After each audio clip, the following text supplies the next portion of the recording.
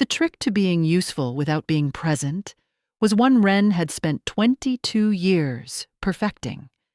It lived in the body first, in the particular angle of the shoulders that said available, but not intrusive, in the way she positioned her station at the exact outer edge of the gathering social radius, close enough to be found when needed, and far enough that finding her required a small, deliberate effort that most people would not make, unless something was actually wrong. She had learned the distance precisely through trial and error, through years of calibrating how much space the pack needed between themselves and her before they stopped flinching. She had learned it so well it no longer felt like calculation. It just felt like where she stood. Tonight she stood at the eastern edge of the Ashvin gathering field, with her healer's kit open on the folding table beside her, the small clay pots of salve arranged by use, the linen strips rolled and stacked, the dried herb bundles sorted and labeled in her careful script. She had done this preparation so many times that her hands moved through it without requiring her attention, which left her attention free for the gathering itself, which she observed the way she observed most things. Carefully, from a distance, without expecting anything in particular. The Ashvin Autumn Gathering was the largest of the year. 3 satellite settlements came in from the outer territories, which meant unfamiliar faces and the particular noise of a crowd that had not seen itself in months, louder than usual, more physical. The greetings between old friends, carrying the exaggerated warmth of people who had been apart long enough to remember they were glad of each other. Fires burned at each corner of the field. The Pack Alpha's longhouse blazed with light at the northern end, its doors thrown open, the warm smell of roasting meat and pine resin drifting down across the gathering even at this distance. Wren could tell from the quality of the preparation that tonight was different from a standard seasonal gathering. Someone important was coming. She had heard it in the market 3 days ago. Fragments, the careful lowered voice currency of pack gossip. The Alpha King of the Veldrath territories, a trade dispute requiring formal discussion, 3 days of diplomatic visit, a seasonal gathering in his honor, the Pack Alpha's daughter presented for consideration as an alliance mate. The usual architecture of these things, the careful arrangement of circumstance designed to look like coincidence. She had noted it and filed it, and it had not particularly concerned her because the arrival of important men at Ashvin gatherings had never, in 22 years, had anything to do with Wren. She was checking the stock of her wound salve when she heard the noise of the crowd shift. Not louder, different. A change in frequency, the collective reorientation of a large group of people directing their attention somewhere specific. She looked up. He came through the northern entrance with 4 wolves flanking him and the particular quality of presence that some people were simply born carrying, the kind that arrived in a room before the person did and reorganized the air. He was tall, that was the first thing, the simple physical fact of height and breadth, the kind of build that came from actual use rather than deliberate cultivation. Dark hair worn short, a face that was not what she would have called handsome, but was something she did not immediately have a word for. Strong-featured, lived in, with the particular quality of a face that had spent a long time outdoors, in difficult weather, and been improved by it rather than worn down. He moved through the greeting line with the contained patience of a man who understood that this part was necessary, and was doing it without complaint and without performance. Each greeting received and returned with the same quality of attention, brief, genuine, not lingering. He was not working the crowd. He was moving through it. Wren watched him for approximately 30 seconds, and then looked back at her wound salve because looking at him was not her business, and the wound salve inventory was. The gathering continued. She worked 3 minor injuries in the first hour, a child with a splinter that had become the dramatic centerpiece of the child's evening. an older wolf with the recurring knee complaint she had been managing for 2 years, and who used gathering nights as an opportunity to get her opinion on it at length. She gave her opinion. She rapped the knee.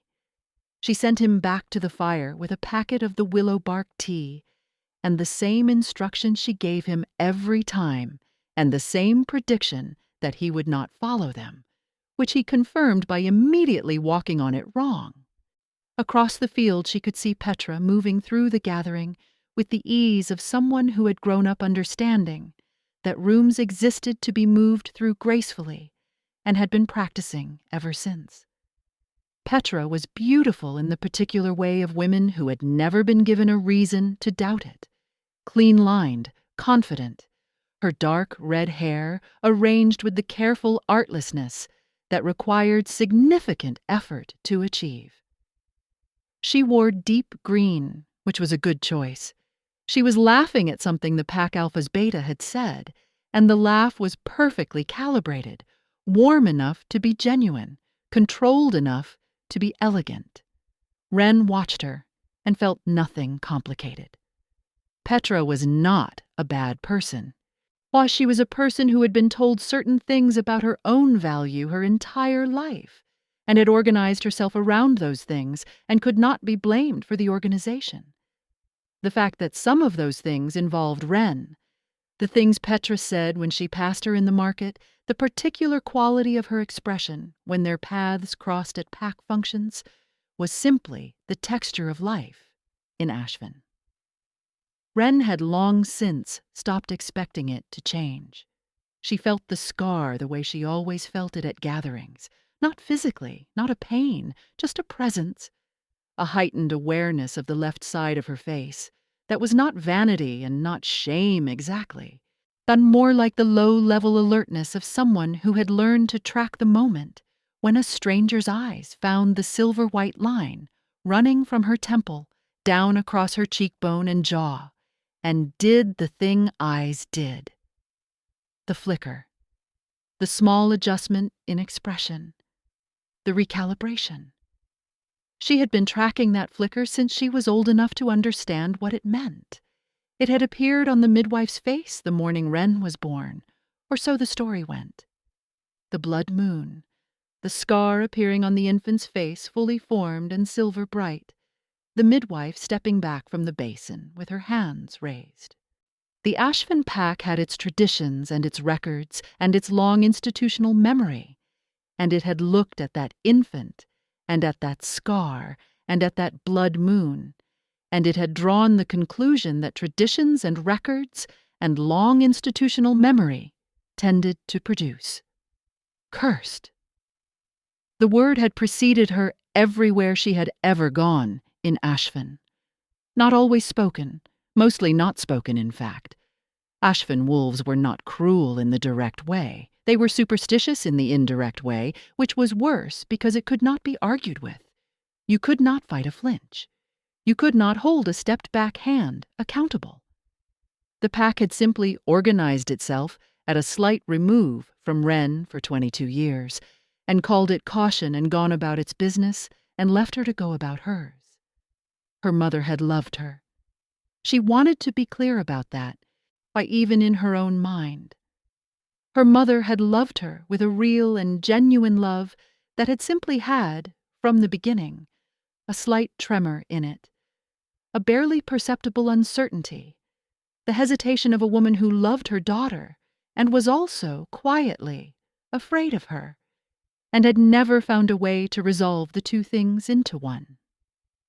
She had died 4 years ago, and Wren had grieved her completely, and the grief had included, without apology, the grief for the thing that had never quite happened between them. The moment of being held without the tremor, the touch that didn't carry the faint urgency of relief when it ended. She had the healer's work instead. She was good at it, genuinely, not compensatorily. She had a gift for it, the old healer Mira said, and a quality of attention, and a steadiness of hand, and a mind that organized complex information quickly and remembered everything it had filed. People came to her when they were hurt, and she helped them.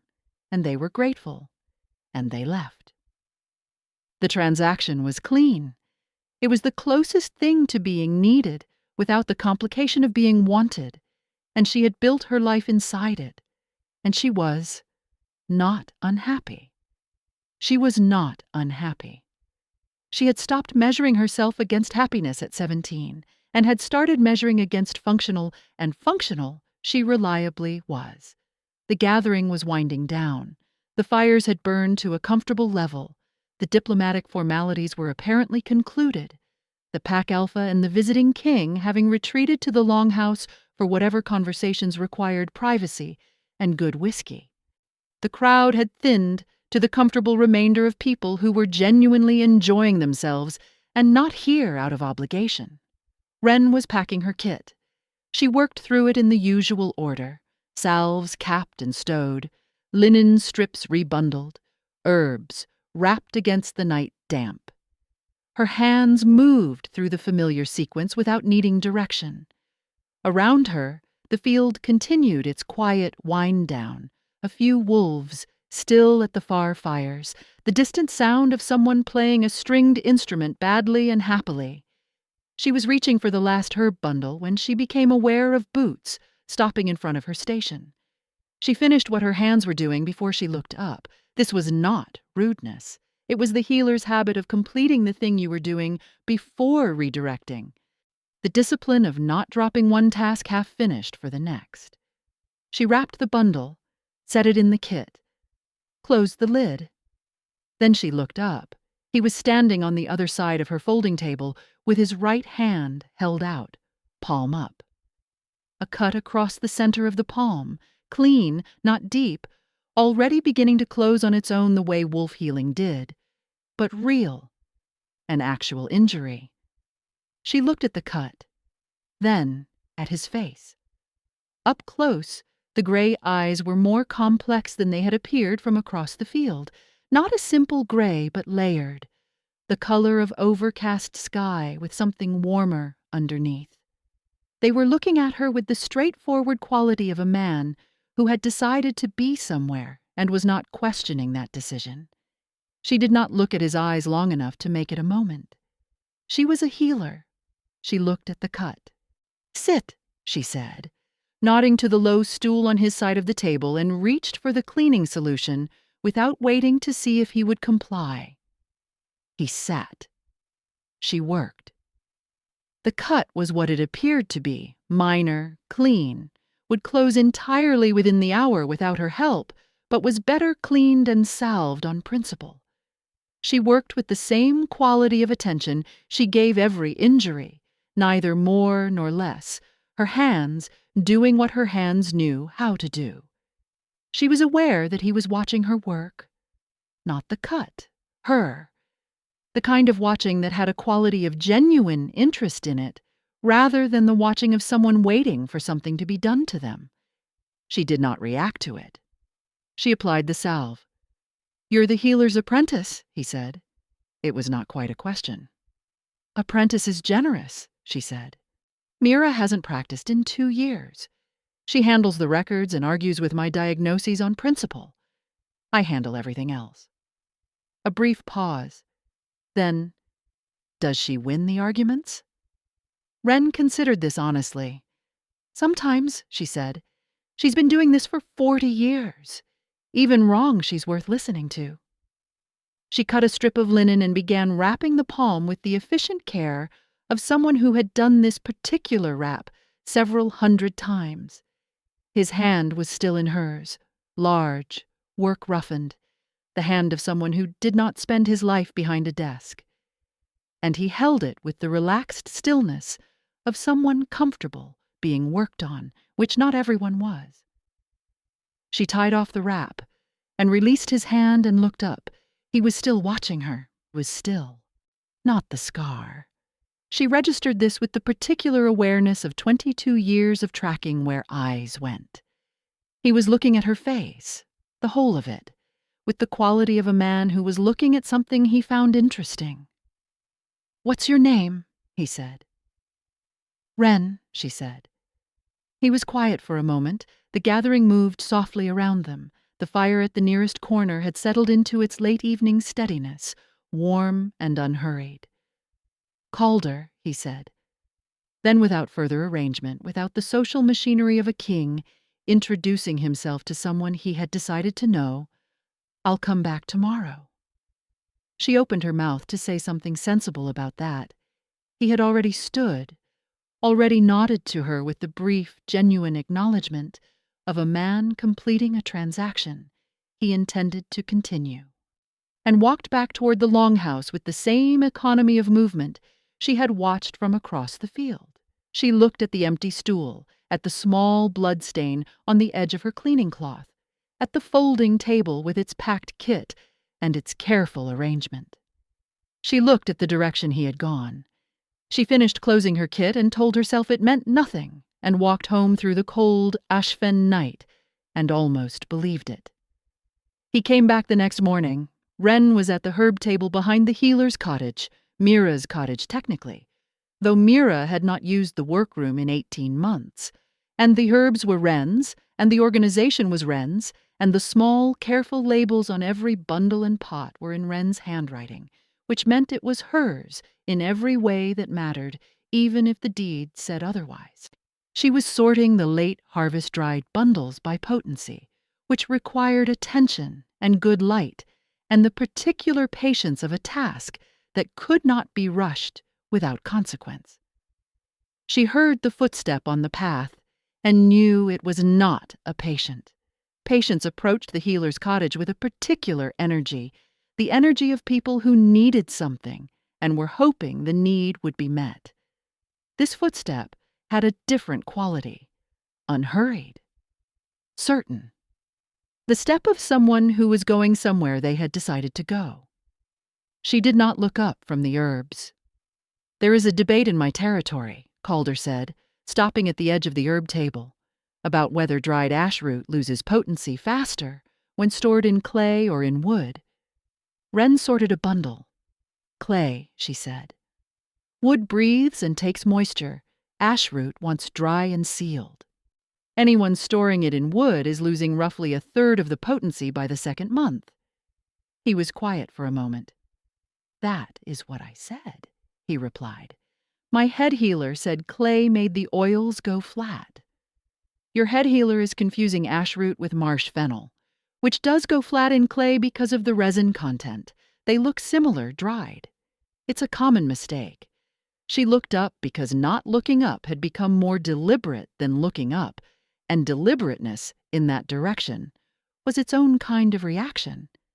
He was standing on the other side of the herb table with his hands in his coat pockets, and the expression of a man who had asked a genuine question and received a genuine answer and was satisfied with the transaction. The morning light was flat and gray, and it fell across his face without the softening of firelight, and he looked in it exactly as he had looked the night before, the same lived-in directness, the same quality of being entirely present in whatever he was currently doing. His eyes moved over her face in the natural way of eyes and found the scar and stayed on it for a moment. Not the flinch, not the careful avoidance, not the determined looking somewhere else that she had catalogued in every variation over 22 years. Something different. Something she did not have an immediate category for because her categories had been built from a lifetime of one kind of response, and this was not that kind. He looked at it the way you looked at something you found interesting. She returned to her herbs. "What else does your head healer have wrong?" she said, because it was a safe question, a work question, the kind of question that kept things in the territory of the explicable. He answered. They talked about the healer's debate in Veldrath, the ash root, a secondary disagreement about whether fever compresses should be cool or cold. A third question about wound packing that she had a strong opinion on and delivered without softening it. He listened to all of it with the quality of attention she had noticed the night before, the kind that made what you were saying feel like it was actually being received rather than waded through. He left after an hour. No ceremony to the leaving, just the natural end of the conversation, a nod, the same brief, genuine acknowledgement as the night before. And then the sound of his boots on the path, diminishing toward the longhouse. She stood at her herb table and looked at the ashroot bundles. She was a practical woman. She believed in evidence and cause and the clean logic of things that could be observed and measured.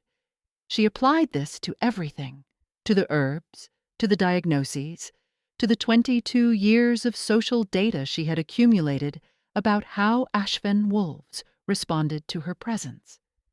The evidence was consistent, and she had stopped arguing with it. The evidence from the last 12 hours was inconsistent, and she did not know what to do with that. She did what she always did with things she did not know what to do with.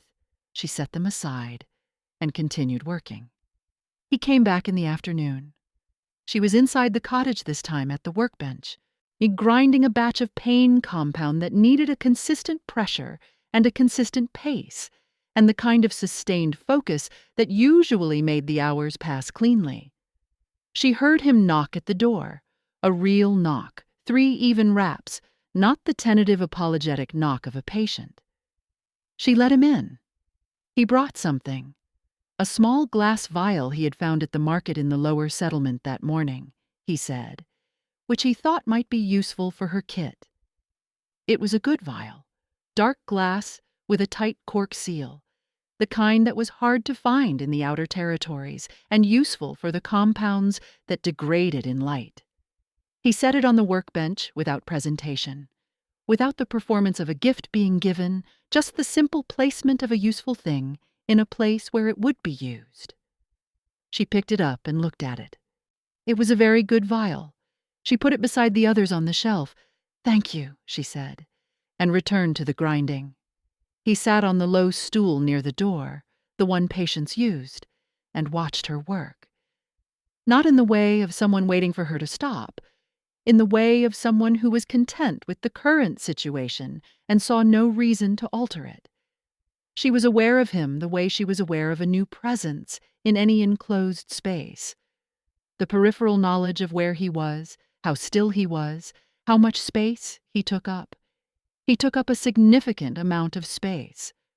Not intrusively, just solidly, with the quality of a man who was built like something the mountains made, and had come to terms with the fact of his own dimensions. They talked while she worked. He asked about the compound she was making, and she explained it. And he asked a follow-up question that told her he had actually been listening to the explanation. And then they were talking about pain management in general, about the difference between suppressing pain and treating its cause, about the Veldrath Pack's approach to field medicine, which was apparently robust in some areas, and shockingly inadequate in others. She told him which herbs he should be stocking that he wasn't. He made a note in the small leather book he produced from his coat pocket. At one point, she reached across the bench for the measuring weights and misjudged the distance, and her hand caught the edge of the small jar, and it rocked. His hand came out and steadied it before she reached it, a reflex quick and automatic. And then his hand was close to hers on the workbench for a moment, close enough that she could feel the warmth of it. She moved her hand back without thinking, a physical reflex, the body's old habit of increasing the distance between herself and proximity she had not prepared for. He noticed. She saw him notice, not a reaction, just the quality of his attention shifting fractionally, registering the information, filing it. He did not move closer.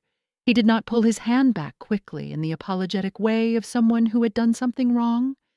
He simply left his hand where it was for a moment, and then moved it back to his own side of the bench at a normal pace, his expression unchanged. She returned to the grinding. The compound needed a consistent pressure. That evening after he had gone, she sat with the fact of it, the noticing, the non-reaction, the way he had not treated her reflex as a problem to be managed or a wound to be probed. He had simply noted it and adjusted without commentary and continued being present.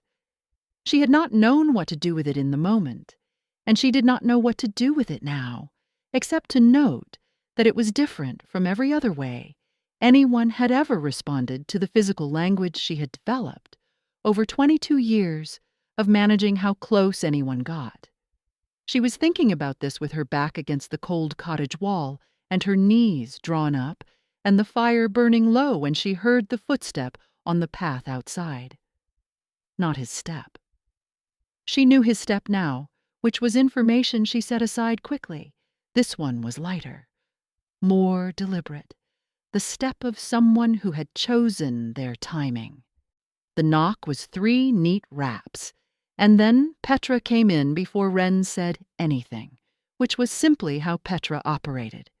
The assumption of welcome as a baseline, the door opening on the strength of her own confidence in her right to open it.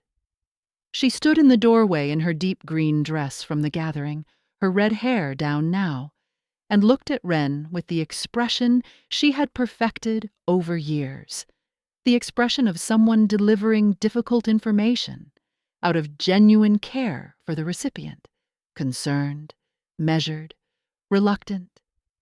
Wren had seen it every time Petra had anything to say to her. She prepared herself for it, the way you prepared for weather. "I want to speak plainly," Petra said, "because I think you deserve plain speaking." Wren said nothing. This was always the opener. Petra came into the room and sat in the chair by the fire without being invited, and folded her hands in her lap. What she said next, she said in the voice of pure reason, the voice of someone presenting obvious facts to someone who appeared to need them presented. She said, "He is the Alpha King of the Veldrath territories.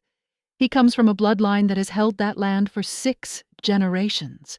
His council will require a mate whose background is sound, and whose standing within her pack is—" She paused, choosing, "clear." She looked at Wren with the careful sympathy of a doctor delivering a terminal prognosis. "He has been seen visiting your station twice now. I understand that it might feel like something." She said it gently, the way you said gentle things to someone you were about to hurt. "I want you to understand, before this goes further, that whatever it feels like to you, the reality of his position makes it impossible. He cannot choose the cursed girl." She said it without heat. That was the craft of it. She did not say cursed girl with venom. She said it the way you said a factual description of an object. The red chair, the broken gate, the cursed girl.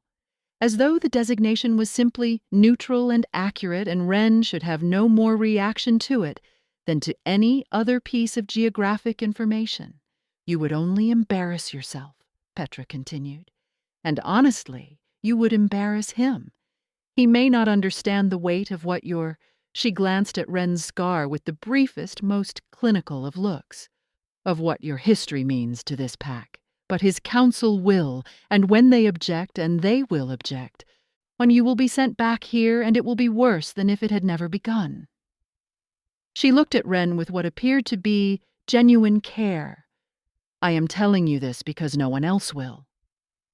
Wren sat against the cold wall and looked at Petra and felt the familiar flatness of it.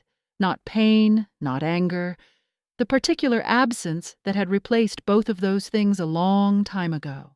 The flatness of someone receiving a message that confirmed what they had spent their life being told. She said, "Thank you for the visit, Petra." Petra studied her for a moment. Then she nodded and stood and left, closing the door behind her with the neat precision of someone who had done what they came to do. Wren sat in the low firelight and did not move for a while. She thought about the vial on the shelf, about the note he had made in his leather book, about the warmth of a hand close to hers on the workbench, about the noticing and the non-reaction and the way he had adjusted without commentary. She thought about Petra's face on the word impossible, on the cursed girl. She thought about Ashvin and its long institutional memory and the 70 years of records in the pack archive that confirmed, documented, attributed. She thought about the midwife stepping back from the basin. She thought about her mother's love and the tremor in it. She made herself a practical decision. She would create distance tomorrow. She would be unavailable or occupied, or simply clearly uninterested in continuing whatever this was before it became something with more weight to it than she could manage setting down.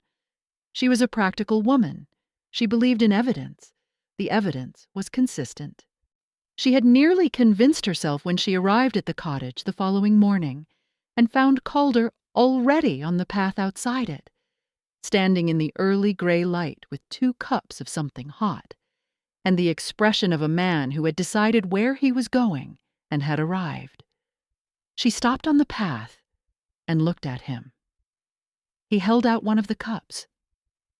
She stood there in the cold morning with the practical decision she had made the night before, and the cup being offered, and the gray eyes that looked at her face without flinching, and she thought, with the clarity of a woman who had run out of room to argue with herself, that she was in a great deal of trouble. She took the cup. The distance she had planned lasted approximately 1 cup of something hot and the length of the cottage path. By the time they reached the herb table, she had already told him about the fever outbreak in the Eastern settlement 2 winters ago, that the Pack Archive had attributed to her presence at the harvest gathering, and she had told him this not because she meant to, not because she had decided to, but because he had asked her, plainly, without preamble, the way he asked everything, why she had seemed different this morning, and she had answered the actual question, instead of the safe version of it, which was a habit she apparently developed around men who listened as though they intended to use what they heard. She stopped herself mid-sentence and looked at her herbs. "You don't have to continue," he said. "I know," she said. She continued anyway, and the fever had come from the river. The Eastern settlement drew water from a tributary that had flooded that year, and the flooding had carried contamination downstream. And 3 healers in 2 other territories had documented identical outbreaks, the same season, from the same water source. She had known this at the time. She had presented it to the pack elder. The pack elder had noted her presentation and added the outbreak to the curse record regardless. Calder was quiet for a moment. "How many entries are in that record?" he said. She considered. 40, perhaps. Perhaps a few more. They go back to the year of my birth. He nodded slowly. Not the nod of a man receiving shocking information, the nod of a man confirming something he had already suspected. They worked alongside each other through the morning. She working. He present in the way he had become present over these days, useful and unobtrusive, asking questions that were genuine, and listening to the answers with the quality of attention she had stopped trying to not appreciate. He had a practical mind, she had learned. Not a healer's mind, but an administrator's, the kind that organized information into systems and looked for the places where the systems failed. He asked about her supply chains, about which herbs she sourced locally and which she had to trade for, about the gaps in what Ashvin's territory could provide. She answered. He made notes. At midday, he produced food from somewhere.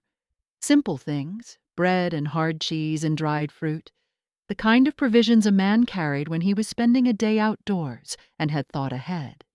He set them on the corner of the herb table without ceremony, and she ate without ceremony, and they continued talking. It was the most ordinary day she had spent in years. That was what undid her composure more than anything. Not the drama of it, not the improbability of a king sitting on a low stool in a healer's workyard, eating bread and asking about herb supply chains, but the ordinariness of it, the way it felt like something that simply was, rather than something she was waiting to end.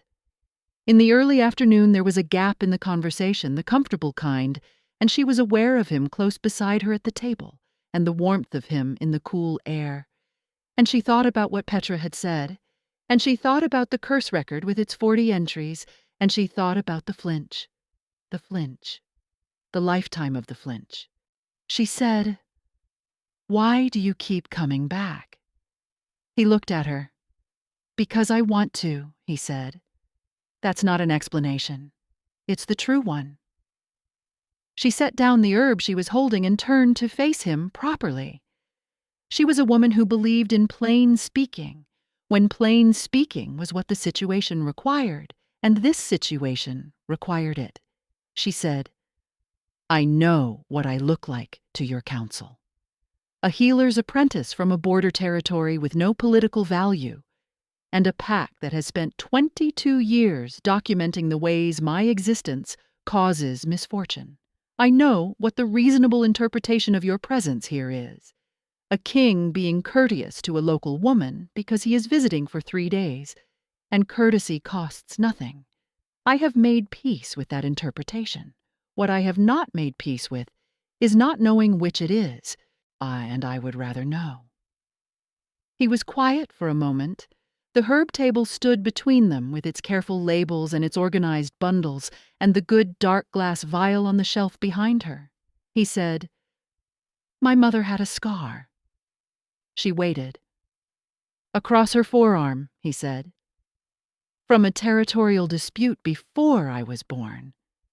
She'd been caught at the border during a skirmish, not fighting, just in the wrong place. A young woman who took a blade across the arm because she was there, and the blade was moving." He looked at the herb table for a moment. The old pack called it ugly. They said it made her look common.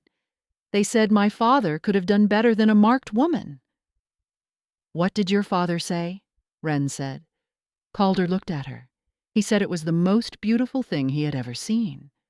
He said it was the record of a woman who had been somewhere real and survived it.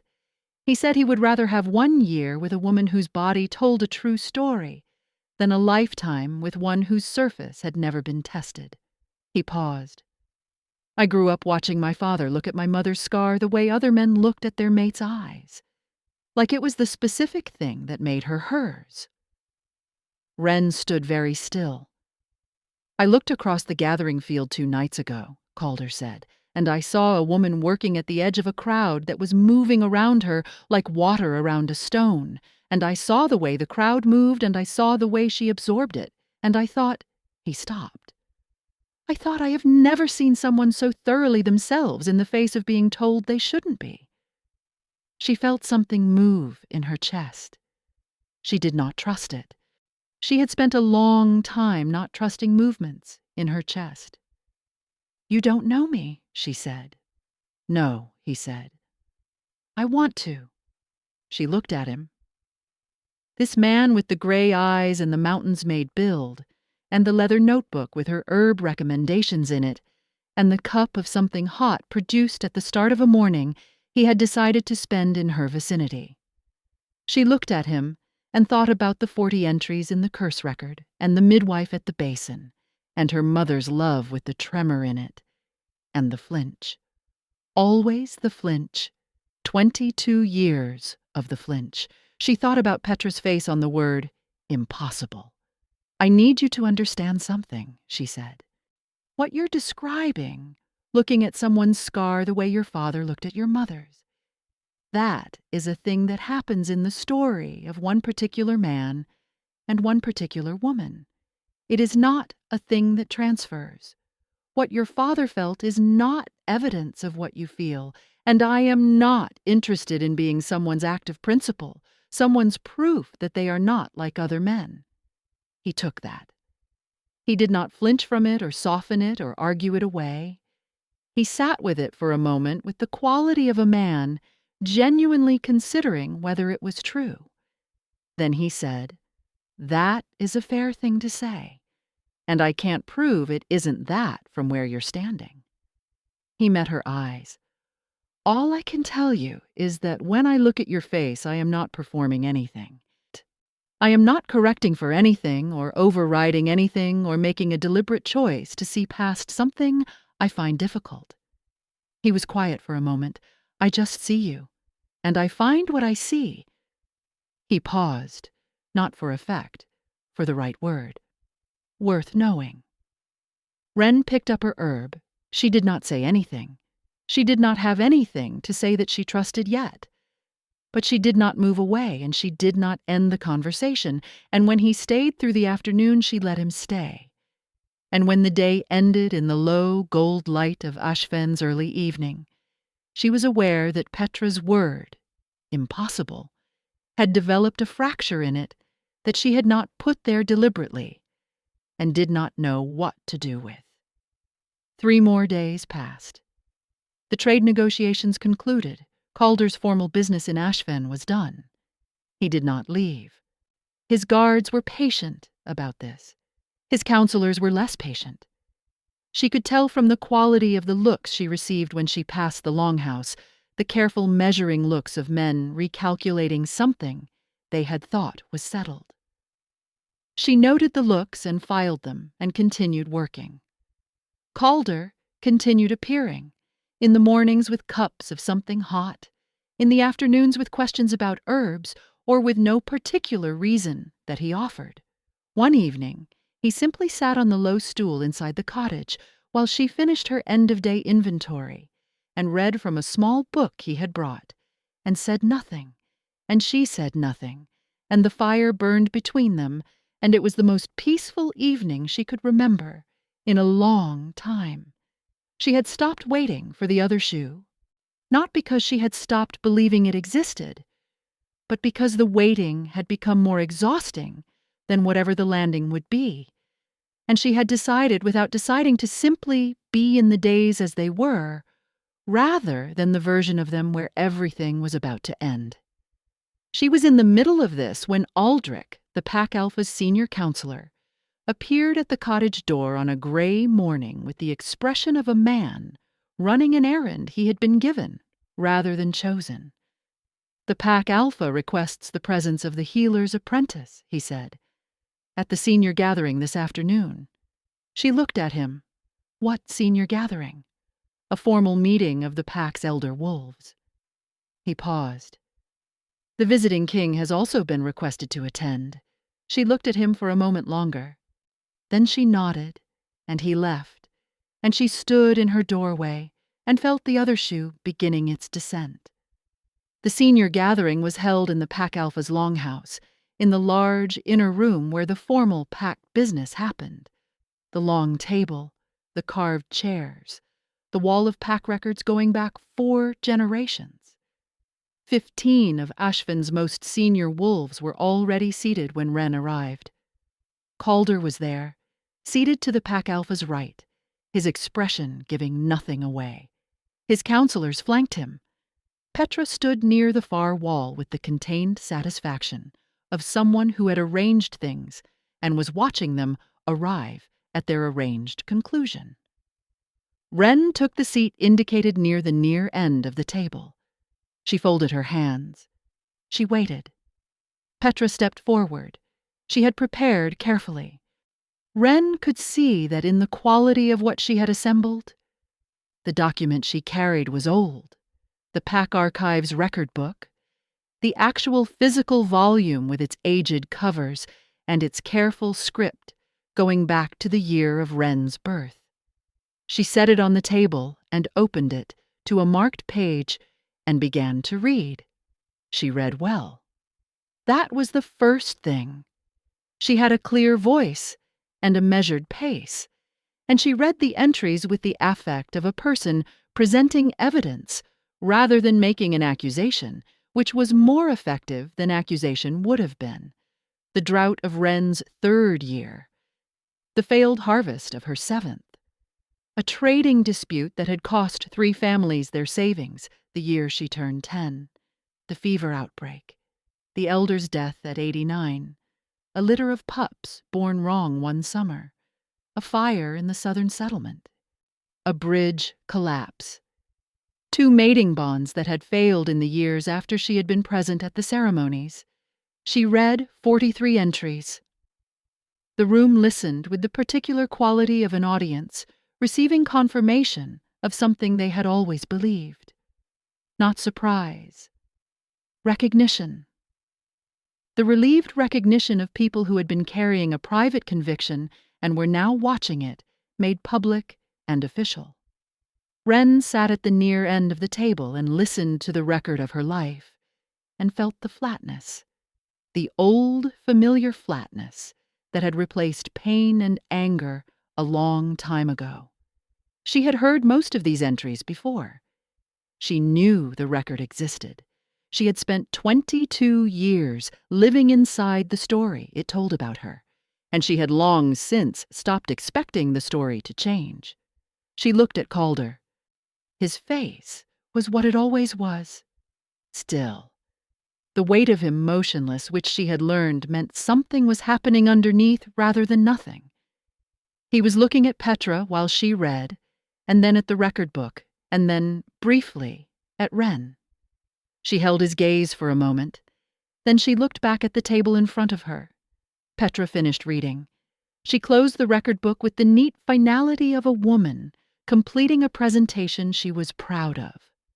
She looked at Calder with the expression of someone who had done a public service and expected it to be received as such. The room was quiet. Wren looked at the table. She thought about the 43 entries. She thought about Calder's mother's scar and his father's voice saying the most beautiful thing I have ever seen. She thought about the vial on the shelf and the cups of something hot and the leather notebook with her herb recommendations and the warmth of a hand close to hers on the workbench. She thought about what it would cost her to let this go further and then be sent back here. She looked up. She found Calder already looking at her, the gray eyes steady and present and giving her his full attention the way they always did. She said it plainly because plain was all she had, and she was too tired for anything else. She said, "This is what I am." She said it to him, not to the room, though the room heard it. She said, 43 years of record says I am a curse on anyone near me. Your counsel will say the same. Your pack will say the same. If you leave now, no one will think less of you. She held his gaze. I certainly won't. She meant it. She felt the truth of it all the way through, the clean and genuine release of it, the real offer of a real door. She was not performing dignity. She was not managing how this looked. She was simply a woman who had learned that offering the exit before someone took it was the one form of control available in situations where all other control was gone. The room waited. Calder looked at her for a long moment. Then he reached across the table and picked up the record book. He opened it to the first entry. He began to read it in silence. His face gave nothing away. The room waited. He turned to the second entry, the third. He read with the quality of attention he gave everything, complete, unhurried, taking in what was actually there. Then he looked up. He looked at Petra first. Then at the Pack Alpha.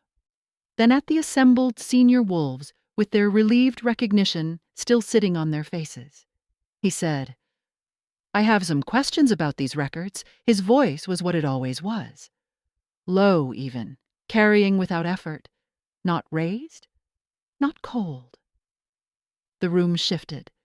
Wren sat very still at the near end of the table with her hands folded in front of her and watched the flatness in her chest develop, slowly and without announcement, its first crack of something else.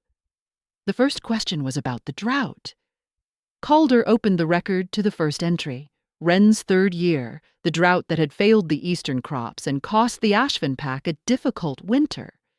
And he read it in full, and then he set the book flat on the table and looked at the Pack Alpha and said, What year was this? The Pack Alpha told him. Calder nodded. He reached into the inside pocket of his coat and produced his leather notebook and opened it to a page near the middle and set it beside the record book. I keep notes from the territorial reports, he said. Old habit. He looked at the page. The same year, the drought year, is documented in the Veldrath records as part of a regional dry pattern that affected 7 territories across the northern belt. He looked up. It is also documented in the Keldmore records, the Ashvin records from the Eastern Satellite Settlement, and the border reports from 3 Veldrath outposts. He paused. Wren was not present in any of those territories. The drought was. Nobody spoke. He turned to the next entry, the failed harvest, Wren's 7th year. He read it. He looked at his notebook.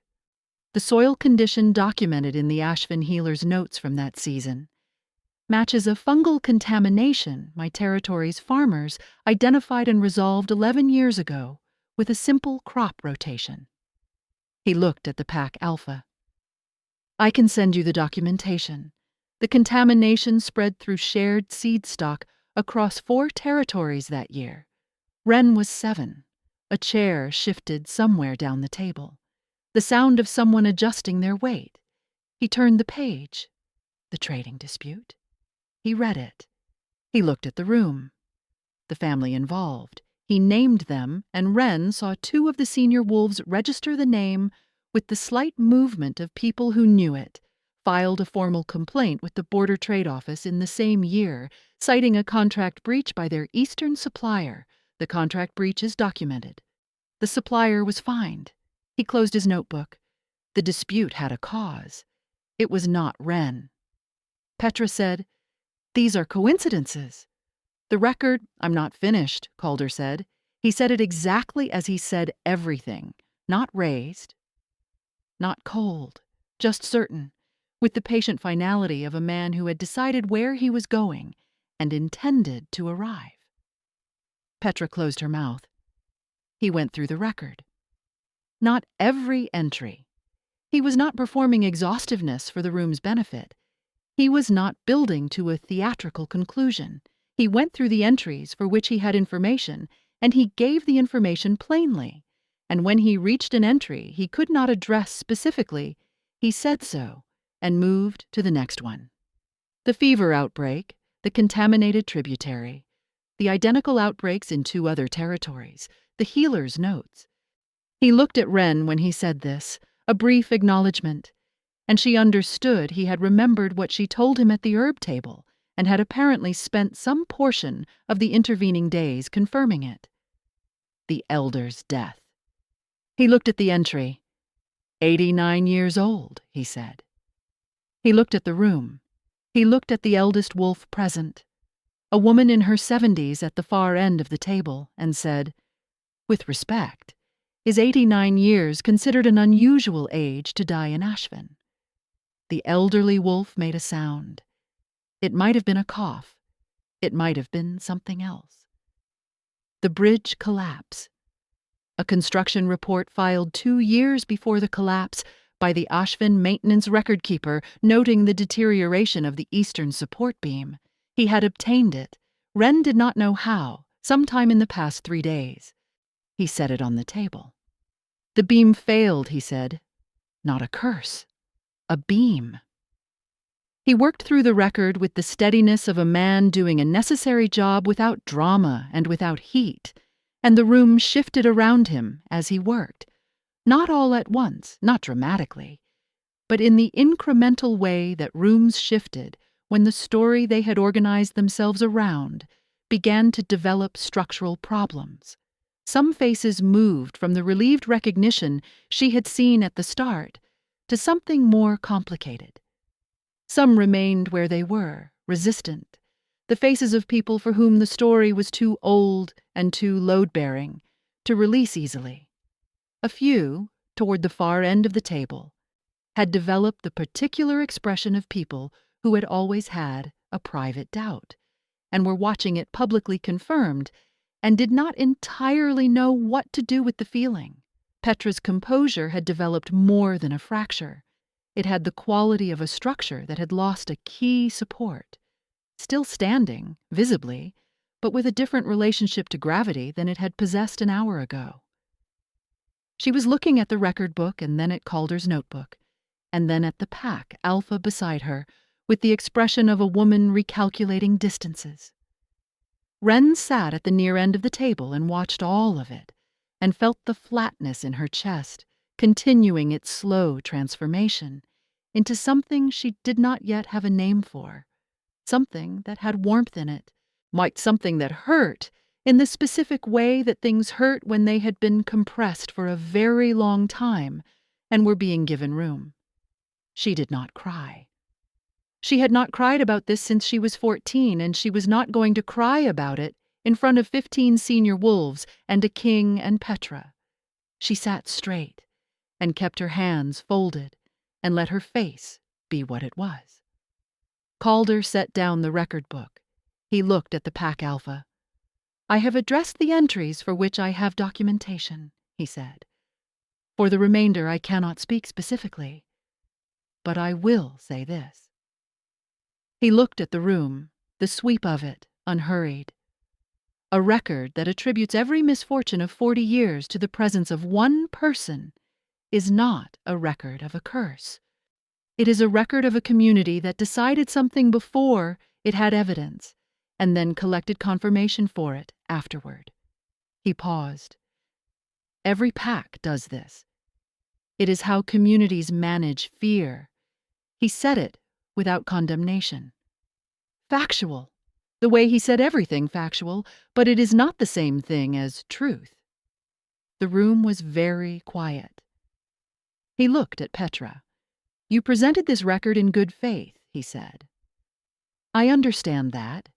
What you believe about it you were taught to believe by the same community that wrote it, and you cannot be held accountable for what you were taught. But good faith does not make the record accurate." Petra looked at the record book.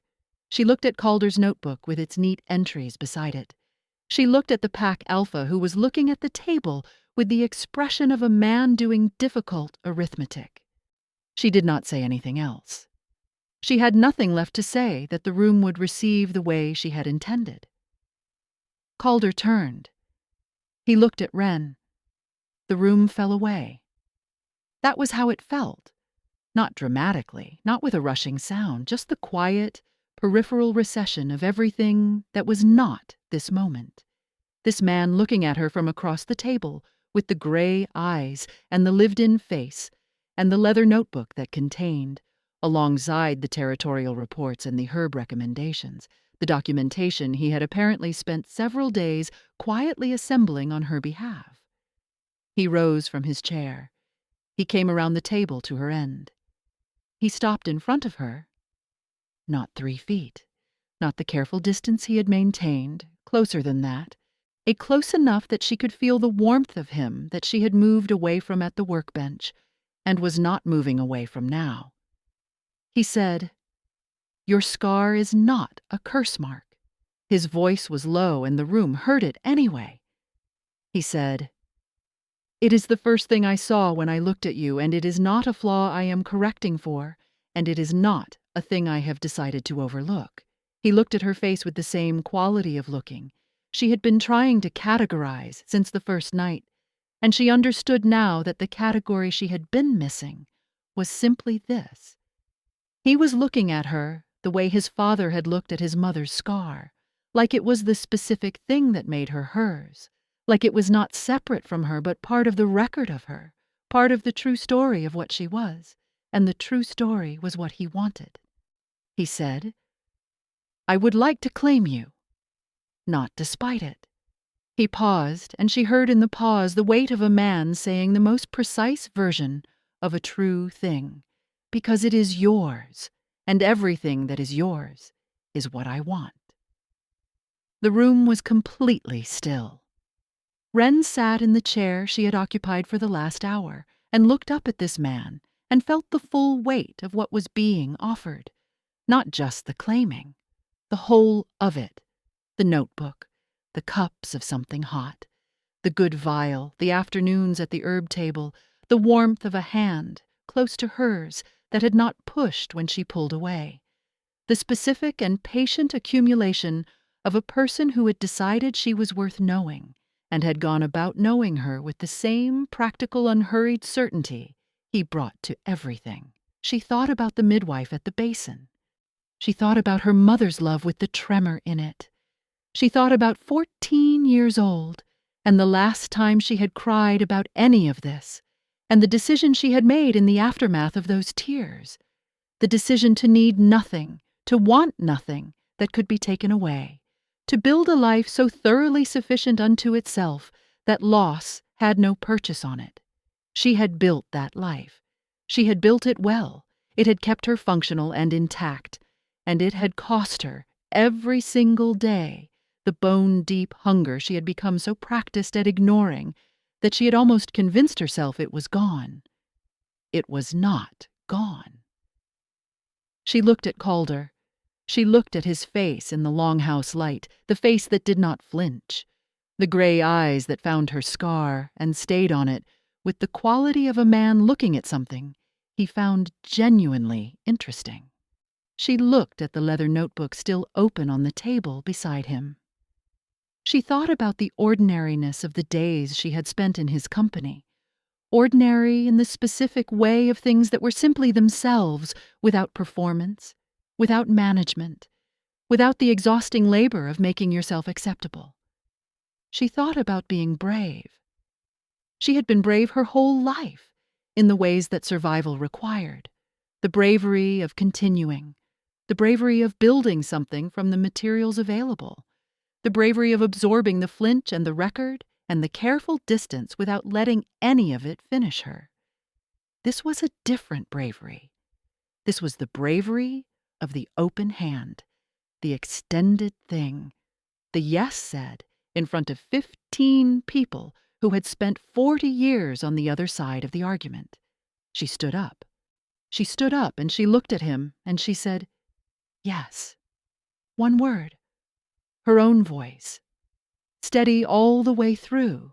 He looked at her for a moment with the expression she had learned to read as the one he saved for things he wanted to keep. Then he raised his hand, not reaching, offering, the open palm, hers to take or not. And she looked at it, and then at his face. And she reached out and put her hand in his. His hand was warm. She had known it would be warm, had known it from the afternoon at the workbench when she had felt the warmth of it and moved away. She let herself feel it now. Let it be what it was. The simple human warmth of a hand that was not going to flinch.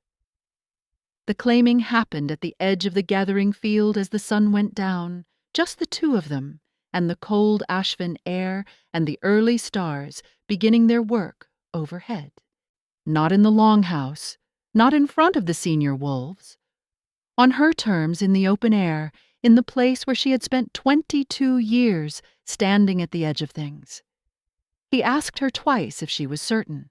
Yes, she said, both times. From the place in her where the things she was most sure of lived, the small, clear collection she had been adding to for 22 years and had only recently understood, was not a collection of survivals, but a collection of self. When he claimed her, he did it at the scar. His mouth found the silver-white line at her temple and moved along it slowly, deliberate and unhurried, tracing the length of it from temple to jaw, the way you traced something you were memorizing. She felt it move through her. Not just the claiming bond taking hold, but something older. Something that had nothing to do with wolf magic and everything to do with being touched.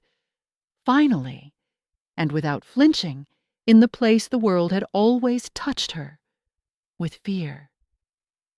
She felt the mate bond settle into place the way a long carried weight settled when you finally set it down. Not gone, transformed. The thing she had been carrying becoming the thing that held her. He lifted his head. He looked at her face in the last of the light. She looked back. She felt, without qualification, without the bracing, without the practiced anticipation of loss, she felt claimed, not owned, not reduced. Claimed in the original sense of the word, the sense that meant, I see this, I name this is real, and I am saying so out loud. She put her hand against his jaw and felt the warmth of him and the realness of him, and did not move away. 1 year later, Wren stood in the large treatment room of the Veldrath Healers' Hall. Her hall now, her name on the door. her organization on the shelves, her careful labels on every pot and bundle. And a child of about 4 years old stood in front of her and looked at her face with the frank, unfiltered curiosity that 4-year-olds brought to everything they encountered. The child reached up, small fingers, tentative at first, and then decided, touched the silver-white scar at Wren's temple, traced a short section of it with the gentle investigation of someone encountering a new texture. "What is that?" the child said. Wren looked at the small face looking up at her. She felt the touch, warm, light, entirely without fear. She felt it move through her with the quality of something she had spent a long time learning to receive. Not a jolt, not the old heightened awareness of where attention was going, just warmth. Just the simple, ordinary warmth of being touched by someone who had no story about her yet. "It is a mark," Wren said, "from when I was born." "Does it hurt?" the child said. "No," Wren said. The child considered this with the serious thoroughness of someone taking information properly on board. Then, satisfied, she lowered her hand and returned her attention to the reason she had come in, which was a splinter in her left thumb that was, by her account, the most significant injury in the history of injuries. Wren smiled and reached for her kit. From across the room she felt the quality of attention shift, the specific warmth of being watched by someone who had decided to keep what they were seeing. She did not need to look. She knew the quality of that attention the way she knew the weight of her own instruments. She looked anyway. Calder stood in the doorway of the treatment room in his dark wool coat, with his hands in his pockets, and on his face the expression she had catalogued over the past year. The one that was not performed, and not composed, and not managed. The one that arrived when he thought something was worth keeping and let himself know it. He was looking at her the way his father had looked at his mother's scar. She held his gaze for a moment across the warm room.